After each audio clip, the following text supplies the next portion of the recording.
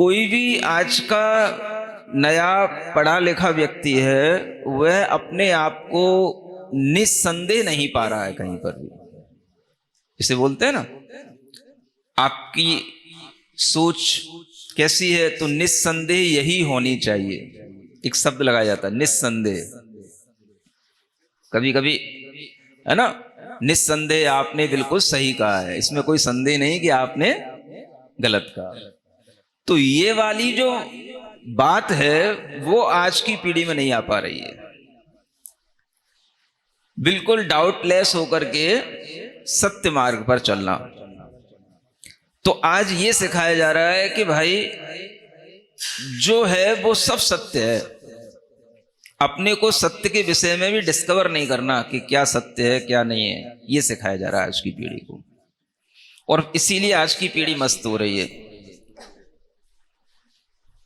किसी एक चीज में घुसना ही नहीं, किसी एक चीज की सत्यता के बारे में जानना ही नहीं। तो जब तक हम किसी चीज के बारे में परफेक्ट डिसाइड नहीं करके ये मार्ग पर नहीं चलेंगे तब तक हम कहीं चलने लायक होंगे ही नहीं। तो मोक्ष मार्ग पर चलने की जो प्रथम योग्यता है वो है सम्यक दर्शन की प्राप्ति। और सम्यक दर्शन का भी जो प्रथम अंग है वो है निशंकित अंग। ये बहुत लॉजिकल चीज है। अगर आपको मोक्ष मार्ग, पाथ ऑफ लिबरेशन अगर आपको पकड़ना है तो बहुत सारे पाथ हो सकते हैं। आप पहले सबको पढ़ लो, सबको समझ लो, सबको समझ करके डिसीजन ले लो, और डिसीजन लेने के बाद में फिर आप निस्संदेह उस पर चल पड़ो।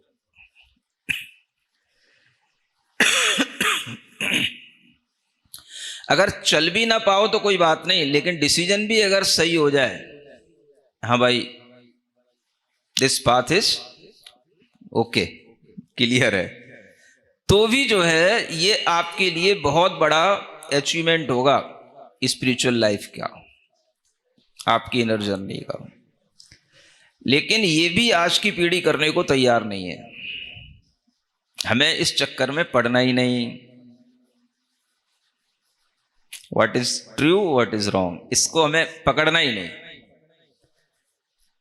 तो जब तक हम इस डिसीजन को नहीं अपने अंदर लाएंगे तब तक हमारे अंदर कोई भी तरह का भीतर से किसी भी चीज पर विश्वास आएगा ही नहीं।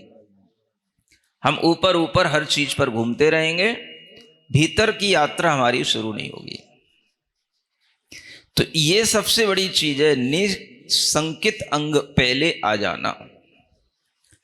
और इसके लिए आपको कितना भी कुछ भी किसी से आर्गुमेंट करना पड़े, आपको करना चाहिए। आपको पहले तैयार रहना चाहिए कि अगर हमसे कोई तर्क भी करना चाह रहा है तो हम उसके लिए तैयार हैं। तो उसके लिए भी पर्याप्त सामग्री है हमारे पास में। हाँ, दुनिया में कोई धर्म भगवान की परीक्षा करना नहीं सिखाता होगा। जैनिज्म में भगवान की परीक्षा करना सिखाया गया, और वो आपको आप्त मीमांसा के माध्यम से सीखना चाहिए। उसकी कुछ क्लासेज हमने पहले ली थी, उनको सुनना चाहिए। और कुछ नहीं है तो रत्नकंठ श्रावकाचार्य का शुरू की 10 गाथाओं का ही प्रवचन सुन लेना चाहिए, तो ही बहुत कुछ क्लियर हो जाएगा। तो इतना बड़ा धर्म जो भगवान को चैलेंज दे सकता है, इतने बड़े बड़े तार्किक आचार्य जहां पर हो, तो वहां पर फिर कोई डाउट की चीज होनी ही नहीं चाहिए। इसलिए सम्यक दर्शन का सबसे पहला अंग है निशंकित। डाउटलेस होकर के आगे बढ़ो। डाउट रहेगा तो कितना सा आगे बढ़ोगे? 4 कदम चले फिर डाउट हुआ, 4 कदम चले फिर डाउट हुआ, भाई सही रास्ते पे है कि नहीं? नहीं समझे? जैसे गाड़ी चला रहे हो और आना हो किसी एक रोड पर, किसी डेस्टिनेशन पर, और फिर आपको यही पता नहीं हो कि भाई ये रोड सही जगह जा रही है कि नहीं जा रही, तो आप कितनी जगह पूछोगे? स्पीड दे पाओगे गाड़ी में? फिर कैसे चलेगी गाड़ी? तो जब तक आप अपना डाउट क्लियर नहीं करोगे तब तक आपके अंदर ना स्पीड बनेगी, ना आप कहीं पहुंचोगे, और आपके लिए जो भी समय जाएगा वो व्यर्थ जाएगा। बस इसलिए ये बड़ी लॉजिकल चीज है कि अगर आपको सम्यक दर्शन का अनुपालन करना है, पालन करना, पालन समझते हैं ना, जैसे किसी चीज को हमें अपनाना, पालन करना, उसका हमें एक तरीके से आचरण में लाना, तो आपको निशंकित होना। फिर दूसरी बात आती है निकांक्षित, है ना, निकंखित। तो जब निकंखित हो जाता है तो फिर वह धर्म के फल से फिर मोक्ष को ही चाहता है, मोक्ष मार्ग पर ही चलेगा और कुछ नहीं करेगा फिर वो।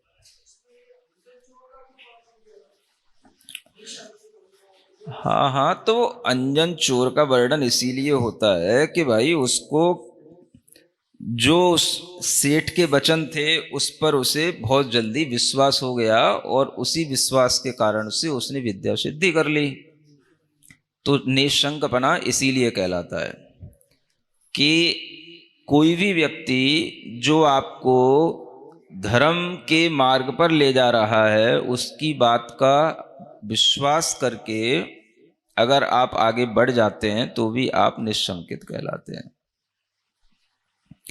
तो इस तरह से निशंकित भी हो जाता है जीव। कांक्षा से रहित हो जाने का मतलब है फिर संसार की कांक्षा नहीं होना। अगर मोक्ष के मार्ग पर चल रहे हो तो मोक्ष की ही कांक्षा रखो। ये निकंचित हो गया। निर्विचिकित्सा निव्विदुगुंछा माने, दुगुंछा माने जुगुप्सा नहीं होना, गिलानी नहीं होना, फिर रास्ते पर चलने वाले लोगों से घृणा नहीं करना। अमूढ़ दृष्टि, फिर रास्ते में जो इधर उधर दिखाई देगा साइड पे तरह तरह की दुकानें लगी हुई, उनमें मूड नहीं बनना, है ना, जो आपके लिए मतलब आपको एक तरीके से चमत्कृत करके आपके माइंड को अट्रैक्ट करेंगी, तो उस पर इधर उधर डिस्टर्ब नहीं होना। उसका नाम क्या है? अमूढ़ दृष्टि, है ना। फिर रास्ते में चलते हुए आपको अनेक लोग मिलेंगे, किसी में कुछ थोड़े से फॉल्ट भी दिखाई देंगे, किसी में कुछ, है ना, कुछ कमियां भी दिखाई देंगी, तो उनमें नहीं उलझ जाना उनकी चर्चा करते हुए, क्योंकि तुम्हें आगे बढ़ना है। तो उनसे कोई भी इस तरह से उनकी बातों को ध्यान नहीं देते हुए आगे बढ़ जाना, इसका नाम क्या है? उपगूहन। फिर उसी रास्ते पर चलते हुए तुम्हें जो ये ऐसे लोग मिले, बार बार भी मिल सकते हैं, जो किसी तरह से भाई चलते चले जा रहे हैं, थक गए हैं, कुछ मंजिल नहीं दिखाई दे रही है ना, ये रास्ते पे बैठ करके चले तो थे मोक्ष मार्ग की ओर, और फिर थोड़ा सा इधर उधर की दुकानें देख करके कोई दूसरी दुकानें लगाने लग गए अपनी भी, है ना। मार्ग पे आगे बढ़ना नहीं चाह रहे, पीछे चलने चाह रहे हैं, पीछे होना चाह रहे हैं। रास्ते में लौटते हुए लोग मिले तो उन्हें फिर से थोड़ा सा दृढ़ करना, उन्हें कहना, उन्हें समझाना, नहीं भाई चलो हम भी तुम्हारे साथ हैं, रास्ता यही सही है, आगे बढ़ते हैं। तो इसका नाम है स्थितिकरण। समझ आ रहा है ना। तो जब रास्ते पर चलोगे तो सब मिलेंगे, और रास्ते पर चलते हुए ही तुम्हें ये सब करना पड़ेगा, उपगुहन भी करना पड़ेगा, स्थितिकरण भी करना पड़ेगा। और जब करने को मिल जाए तो इसे समझना कि भाई ये हमारे सम्यक दर्शन का पालन करने के लिए ये एक मीडियम बन गया, है ना। इसमें भला अपना ही है, उसका हो ना हो अपना है, तो ये स्थितिकरण होगा, है ना। फिर अपने ही जैसे रास्ते पर चलने वाले लोग मिल जाएं जो मस्ती से चल रहे हैं, बढ़िया चल रहे हैं, तो उनके साथ में स्नेह भाव रखना। चल भाई ठीक है, 1 से 2 भले, 2 से 4 भले, है ना। तो इसका नाम क्या है? वात्सल्य भाव है, ठीक है। और फिर रास्ते पर चलते चलते, है ना, जब आपके साथ में इस तरह से वात्सल्य भी होगा, आप आगे बढ़ते चले जाएंगे, तो जैसे जैसे आप आगे बढ़ेंगे वैसे वैसे आपको और अच्छे अच्छे लोग मिलते चले जाएंगे, है ना। तो वो एक मतलब एक समय होता है या एक स्थान होता है जिसके बाद फिर आपको कठिनाइयों के अलावा फिर वहां पर भी जो पहले से पहुंचे हुए लोग हैं वो भी मिलेंगे, तो उन सबके साथ मिलकर के फिर आपके अंदर और उमंग उत्पन्न होगी। जो पहले से भी उस रास्ते पर चल रहे होते हैं तो फिर एक अच्छी प्रभावना बन जाती है है ना, कि हाँ ये भी हैं ये भी हैं, फिर सब मिल करके सब एक अच्छा भाव व्यक्त करते हैं, तो उसी का नाम क्या है, प्रभावना हो जाती है। तो ये भी प्रभावना इसी रास्ते पर चलते हुए करना, ये सब करने से आपका सम्यक दर्शन का पालन होता है। समझ आ रहा है? हाँ, जब निसंकित होकर के चलने वाले लोग होते हैं तो फिर प्रभावना भी हो जाती है। नहीं समझ में आया? और जो शंका करने वाले होते हैं पीछे छूट जाते हैं। हाँ, तो फिर जो है, जो आगे चलने के बाद में जो साथ में बच्चे रह जाएंगे, प्रभावना उन्हीं से होगी।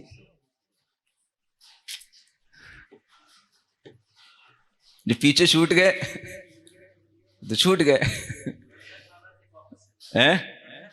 हाँ, गड़धर नाले से वापस चले जाओगे तो फिर आगे पार्श्वनाथ पे पहुंचने के बाद जो जयकारा लगाओगे उसकी जो प्रभावना होगी वो फिर गड़धर नाले पे थोड़ी ना हो जाएगी, है ना। तो इस तरह से ये प्रभावना भी सम्यक दर्शन का अनुपालन करने का अंग बन जाता है। यानी 8 चीजों से सम्यक दर्शन का अनुपालन होता है।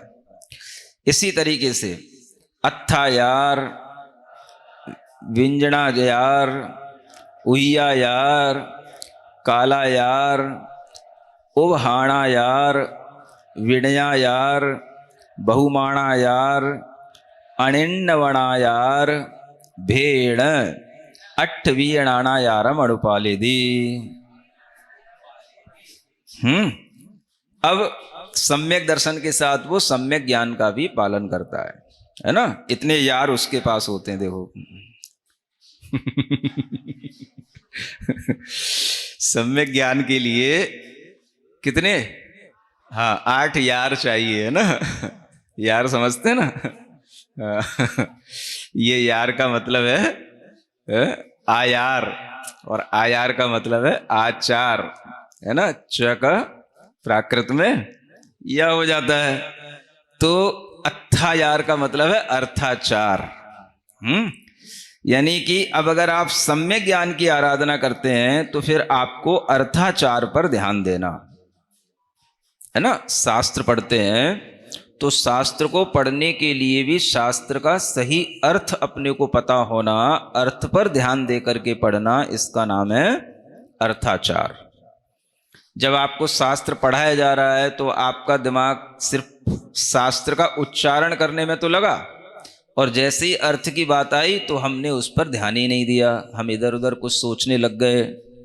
तो ये आपके सम्यक ज्ञान का एक हानि हो गई, उसमें कमी आ गई, अर्थाचार की कमी हो गई है ना। तो ये जरूरी है। व्यंजनाचार यानी व्यंजन, व्यंजन माने जो उसमें शब्द हैं उन शब्दों पर भी ध्यान देना, शब्दाचार भी होता है ना। कि ये शब्द क्या कह रहा है, ये शब्द किस रूप में प्रयुक्त हुआ है, ये संज्ञा शब्द है कि क्रिया शब्द है कि सर्वनाम है, इसका अर्थ क्या है। व्याकरण को भी जानना ये शब्दाचार कहलाता है। तो ये भी जानना जरूरी है। दंसण एक शब्द है, इस शब्द के कितने अर्थ हो सकते हैं, ये कब जानोगे, जब दर्शन भाव पढ़ोगे। है ना। पढ़ते तो अनादिकाल से आए, लेकिन जब ये दर्शन शब्दाचार समझोगे, अर्थाचार समझोगे, तब समझ में आएगा दर्शन शब्द का कहीं अर्थ कुछ है, कहीं अर्थ कुछ है और कहीं अर्थ कुछ है। इसी ग्रंथ में 3 अर्थ आपको दिखाई देंगे। पहला अर्थ बता दिया जिन रूप, दूसरा अर्थ आ गया सम्यक दर्शन, एक तीसरा और आने वाला है, आएगा, वेट करो। तो एक ही शब्द के कई अर्थ भी होते हैं, यह भी शब्दाचार के माध्यम से जानने में आता है, और व्याकरण को जानने वाला इन सब चीजों को समझता है ना। तो और उभयाचार, उभयाचार का मतलब है शब्द और अर्थ दोनों का सही ढंग से पालन करना, इसका नाम है उभयाचार। तो इसमें ये होता है कि जैसे आपने कभी शब्द पर ध्यान दिया, अर्थ को नहीं समझा, कभी अर्थ पर ध्यान दिया, शब्द को नहीं समझा, तो दोनों में कमी जो ना रह जाए उसके लिए उभयाचार है। शब्द और अर्थ दोनों आचारों को पालन करना, इसका नाम है उभयाचार। तो ये तीसरा सम्यक ज्ञान का है ना एक आचरण हो गया। चौथा कालायार है ना, माने कालाचार। कालाचार का मतलब होता है कि सही समय पर सही तरह से ग्रंथों का लेवल देख करके पढ़ना। कौन ग्रंथ मतलब किस कैटेगरी में आता है, कि वो सिद्धांत का है, कि मात्र भावनात्मक है, कि कोई अध्यात्म का है, तो उसके लिए जो कुछ भी काल निर्धारित किए गए हैं उन काल में ही पढ़ना। माने कुछ सिद्धांत ग्रंथों के लिए टाइम की भी बाउंडेशन होती है कि इन टाइम पर वो सिद्धांत ग्रंथ नहीं पढ़े जाते, तो उसको भी ध्यान रखना, इसका नाम है कालाचार। फिर उवहाणायार होता है उपधानाचार, है ना। उपधानाचार का मतलब होता है कि ग्रंथ को पढ़ते हुए भी कुछ ना कुछ उपधान करना। उपधान का मतलब हाँ, कुछ जो है त्याग के साथ में ग्रंथ को पढ़ना, इसको उपधानाचार्य कहते हैं, है ना। तो ग्रंथ पढ़ने में जिस तरह से हमारा उत्साह बना रहे ग्रंथ के अंत तक, तो वो उपधानाचार के माध्यम से भी होता है। जैसे आपने ग्रंथ पढ़ना शुरू किया तो आपको ये प्रसन्नता होनी चाहिए, चलो मुझे एक नया ग्रंथ पढ़ने को मिल रहा है, तो जब तक ये नया ग्रंथ मैं पढ़ूंगा तब तक मेरे लिए किसी भी एक चीज का त्याग करना या कोई भी एक नियम ले लेना, इसका नाम उपधानाचार कहलाता है। फिर जब वो ग्रंथ पूर्ण हो जाएगा तो फिर आपको अपने उसी त्याग पर बड़ा प्रसन्नता होगी, चलो मेरा एक त्याग का समय पूर्ण हो गया, है ना। तो ये उपधानाचार कहलाता है। ये भी इस सम्यक ज्ञान के लिए एक अंग में आता है ना। और फिर काला उभयानाचार विनयाचार, विनय पूर्वक ग्रंथ को पढ़ना, है ना। ग्रंथ को पढ़ते समय पर किसी भी तरह से जो पढ़ाया जा रहा है या हम जो पढ़ रहे हैं उस श्रुति की, ज्ञान की और ज्ञानी की विनय में कोई कमी नहीं लाना, इसका नाम है विनयाचार। माने विनय पूर्वक सम्यक ज्ञान अर्जित किया जाता है, विनय पूर्वक अध्ययन करना, है ना। फिर बहुमानायार, बहुमान के साथ में पढ़ना, पढ़ते हुए भी बीच बीच में नींद आ जाना, है ना, अब कब पूरा होगा, है ना, इस तरह का भाव आना, ये फिर बहुमान की कमी हो जाती है। तो बहुमान होता है तो बार बार उसको सुनने का, पढ़ने का, पूरा करने का भाव बना रहता है। और बहुमान होता है तो फिर हमारे अंदर जो कहा जा रहा है उसको सुन करके एक प्रसन्नता भी उत्पन्न होती रहती है, बोरिंग नहीं होती है। अगर आपको बोरियत होने लगेगी तो बहुमान में कमी आने लगेगी। इसलिए भी हर एक सब्जेक्ट के जो भी स्टूडेंट्स होते हैं वो अलग अलग होते हैं, समझ आ रहा है ना। हाँ, अब किसी को किसी विषय में अगर रुचि नहीं है तो उसको जबरदस्ती उसको वो पढ़ाओगे तो उसको बोरियत होगी, तो उसके बहुमान में कमी आएगी। तो इसलिए भी ये चीजें ध्यान में रखी जाती हैं। अब मान लो किसी को सिद्धांत ग्रंथ बहुत कठिन लगता है, उसको नहीं पढ़ना, उसे समझ ही नहीं आता है, सिद्धांत के नाम से ही उसको नींद आती है, तो उसको सिद्धांत नहीं पढ़ाना, क्योंकि ऐसा करने से उसके बहुमानाचार का पालन नहीं होगा, उसके लिए ग्रंथ के बहुमान में कमी आएगी। उसे मतलब नहीं है कि आचार्य धरसेन और पुष्पदंत और भूतबली क्या लिख गए, क्या कर गए, उसे कुछ समझ ही नहीं आ रहा। तो उसे बहुमान उत्पन्न होना चाहिए, बहुमान से कि वह जो सुने उससे उसके अंदर उत्साह की वृद्धि हो, ये भी देखना होता है। तो ये बहुमानाचार कहलाता है ना, कि हाँ बहुत अच्छा बहुत अच्छा, ऐसी फीलिंग आना, आपने जो पढ़ाया, हमने जो पढ़ा ऐसा पहले कभी नहीं पढ़ा, बहुत अच्छा ज्ञान प्रकट हुआ, इससे तो मेरा बहुत अज्ञान दूर हो गया, अभी तक जो हमें चीज़ें क्लियर नहीं थी वो क्लियर हो गई, इस तरह की जो आती है विचारधारा, इसको भी बहुमानाचार समझना चाहिए। जो ऐसा बहुत सारे लोग बोलते हैं ना, सुनने में आता रहता है है ना, तो ये भी बहुमान कहलाता है ग्रंथ को पढ़ने का। बहुत अच्छा, बहुत अच्छा। कुछ नहीं आता तो इतना तो कह ही सकते हो ना, हाँ बहुत अच्छा, बहुत अच्छा। तो अगर हम इतना भी कहते हैं तो भी ये बहुमानाचार है ना? बोलो तो क्या है? बहुत अच्छा तो ये बहुमान है। अनिन्नवाचार है ना, अनिन्नवाचार कहलाता है निन्नव करके, माने छुपा करके नहीं पढ़ना। आचार्यों के नाम आदि हैं, आचार्यों के ग्रंथ का नाम है, या हम जो ज्ञान दे रहे हैं वो हमने ज्ञान कहाँ से लिया, उन गुरुओं के नाम आदि को नहीं छुपा करके उसको बताना, पढ़ाना, इसको अनिन्नवाचार कहते हैं। तो इतने तरह से 8 प्रकार से अगर हम इन आचरण का पालन करते हैं तो ये सम्यक ज्ञान की पद्धति है। समझ रहे हैं ना? हाँ, ये पद्धति तो लोप ही हो चुकी है। कोई भी कुछ भी खोल के बैठ जाता है, ना उसे शब्दाचार पता होता है ना अर्थाचार पता होता है। विनयाचार तो 3 लोग से मान लो है गायब ही हो गया। हाँ, सब बड़े बड़े ग्रंथों को ऐसे मतलब पैरों पे रखे पड़े बैठे रहते हैं, और बहुत से लोग तो अब ना जाने क्या क्या खाते पीते भी रहते हैं और कुछ भी ऑनलाइन सर्च कर लेते हैं, कुछ भी ऑनलाइन धवला पढ़ लेते हैं लोग। समझ आ रहा है? कुछ ऐसे प्रोफेसर भी हो गए हैं जो कुछ रिकमेंड भी करते रहते हैं कि भाई ये पढ़ लो, ऑनलाइन धवला पढ़ लो, जय धवला पढ़ लो, कुछ भी पढ़ते रहते हैं। तो ये सब सम्यक ज्ञान की एक तरह से कमी लाने वाली चीजें हैं भाई। फिर भी अब कोई को पीएचडी करनी है, कोई को रिसर्च करनी है, कोई को धवला में से ही कुछ आर्टिकल बनाने हैं, तो कुछ जरूरी है कि धवले में से सब कुछ मिलेगा?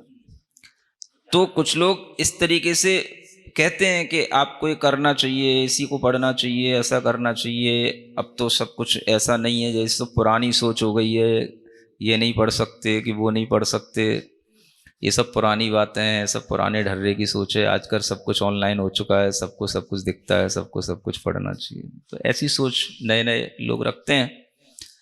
तो ये सब विनयाचार की कमी के द्वारा कोई भी कार्य किया जाएगा वो सम्यक ज्ञान की श्रेणी में नहीं आएगा।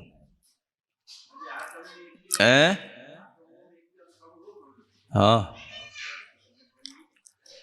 हाँ, अब 8 अंगों में एक भी कम हो तो ये तो बहुत बड़ी बात हो गई। एक भी कम हो, 8 अंगों में एक भी तो पल जाए तो ये बहुत बड़ी बात है, उस पर भी तो ध्यान दें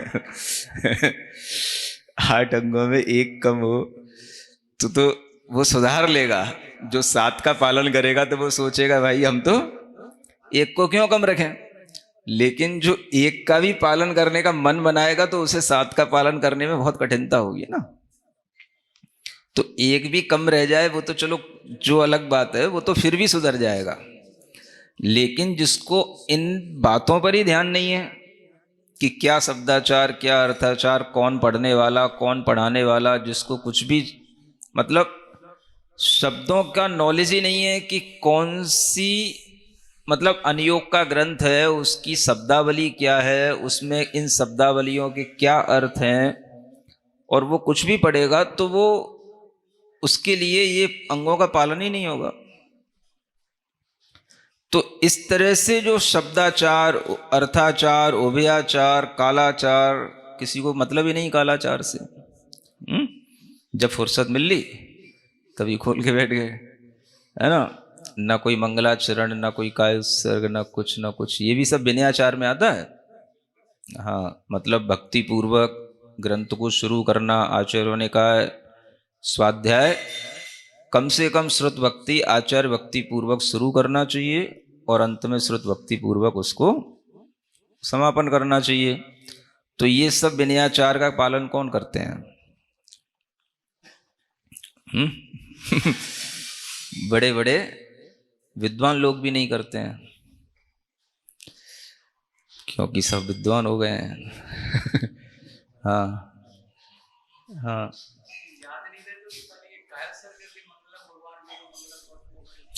हाँ, आप कुछ तो करें कभी, लेकिन हमें लगता ही नहीं कि शायद कोई करता हो।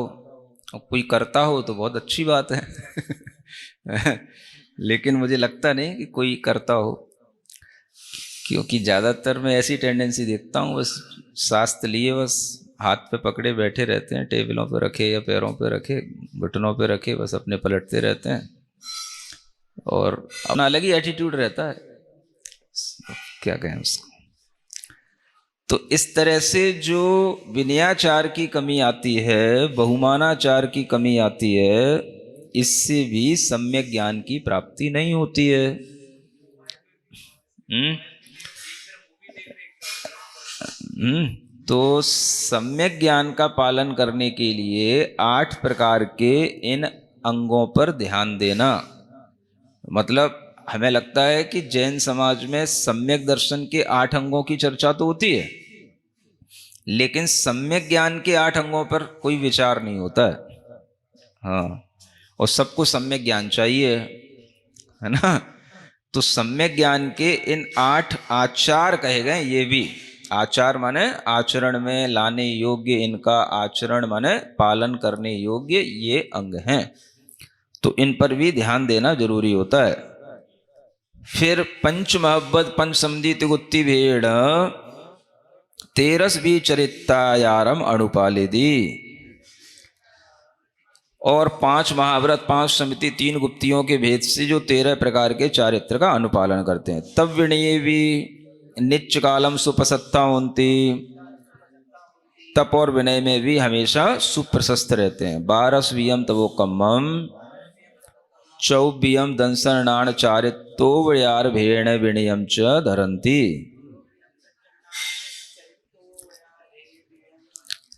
है ना, 12 प्रकार के तपोकर्म होते हैं, इनको तपह कर्म कहते हैं। जैसे कृति कर्म अलग होता है, विनय कर्म अलग कहा जाता है, तपह कर्म अलग कहा जाता है, अधः कर्म अलग होता है, ये सब कर्म के नाम से व्याख्यायित किए गए हैं सिद्धांत शास्त्रों में, है ना। तो इसको तपोकर्म कहते हैं कि ये 12 प्रकार का तपह कर्म और 4 प्रकार की जो विनय है, दर्शन ज्ञान चारित्र और उपचार विनय, ये 4 प्रकार की विनय को भी वो धारण करते हैं।